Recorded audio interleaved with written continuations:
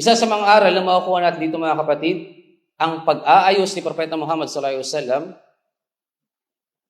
sa mga taong nagkamali. Dahil ang mga sahaba, tao lamang sila tulad natin. Kaya nga mayroong tinatawag na mu'alajatul akhta, no? Yung pag-aayos ng mga pagkakamali. Si Propeta Muhammad sallallahu alaihi wasallam waqaf ma'a hadha ar-rajul, no? Kumbaga kasama niya yung lalaki na ito. Ibinigay sa kanya yung hatol ng pag-inom ng alak, yung parusa, ngunit hindi niya ito tinaboy, hindi niya ininsulto, hindi niya ipinahiya. Ang ibang tao ngayon, mga kapatid, kapag nagkamali ang isang tao, ang iyong kapatid, ang turi sa'yo parang hindi ka Muslim. Parang kaaway ka. Yung mag-asawa, pag nagkamali mag-asawa, parang hindi niya asawa. Iinsultuhin, papahiyain, mamaliitin. Ganon din yung mga magulang. Pag nagkamali yung anak, ipapahiya sa harap ng kapwa niya, sa harap ng kanyang mga kapatid.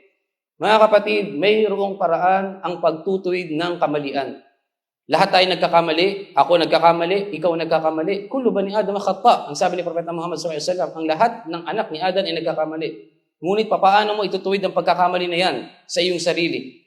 Pagkatapos ng sinabi ni Propeta Muhammad sallallahu alaihi wasallam, ang pinakamainam sa ating mga nagkakamali, yaong nagbabalik loob kay Allah pagkaraan makagawa ng kasalanan.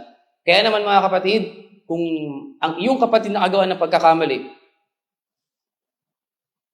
ang unang hakbang na iyong gagawin, payuhan siya. Yan yung role mo bilang isang Muslim. Yan ang inutos sa atin ni Propeta Muhammad sallallahu alaihi wasallam. Man ra'ang minkum munkaran falyughayyirhu biyadihi. Sino man ang makita sa inyo ng kamalian, baguhin niya sa pamamagitan ng kanyang kamay. Utos. Ano yung utos sa atin? Baguhin sa pamamagitan ng ating kamay. Hindi siraan, hindi ipahiya, hindi maliitin, hindi ibagsak yung ating kapatid na nagkamali. Baguhin sa pamamagitan ng kanyang kamay. Kung hindi niya kaya, sa kanyang dila. Kung hindi niya kaya, sa kanyang puso. Yan yung role mo. Payuhan mo. Ad-dinu nasiha, ang railing Islam ay pagpapayuhan. Wadhakir fa inna dhikra tanfa'ul mu'minin. Ang sabi ni Allah, magpaalala ka o Muhammad sapagkat ang pagpapaalala ay nakapagbigay pakinabang sa mga Muslim. Ito yung goal natin. Hindi yung mamahiya kapag nagkamali. O di kaya hanapan mo ng butas ang iyong kapatid. Sa panahon ni Propeta Muhammad sallallahu alaihi wasallam, may tao na nakapagzina na gustong pagtakpan ni Propeta Muhammad sallallahu alaihi wasallam. Hanggat sinabi niya pa, may baliw ba yung tao na yon? Yung umamin na nakagawa ng zina. Ya Rasulullah, ako nakagawa ako ng zina. Tapos sinabi ni Propeta Muhammad sallallahu alaihi wasallam, may depresya ba yung utak niyan? Kumbaga, gumagawa ng paraan si Propeta Muhammad sallallahu alaihi wasallam para makapagtauba siya. Para hindi maibigay sa kanya yung had na tinatawag. Hindi siya ma-stone to death. Hanggat 3 beses ito umamin, yung lalaki na ito. Gustong pagtakpan ni Propeta Muhammad sallallahu alaihi wasallam yung tao na yan, dahil sa siya ay nagkamali. Sa panahon natin ngayon, kapag meron tayong kapatid na nagkamali, gusto ba natin pagtakpan yung ating kapatid? O di kaya, pag may nagkamali, post ka agad sa social media, fulan, ganito. Hindi ganyan yung kapatiran mga kapatid.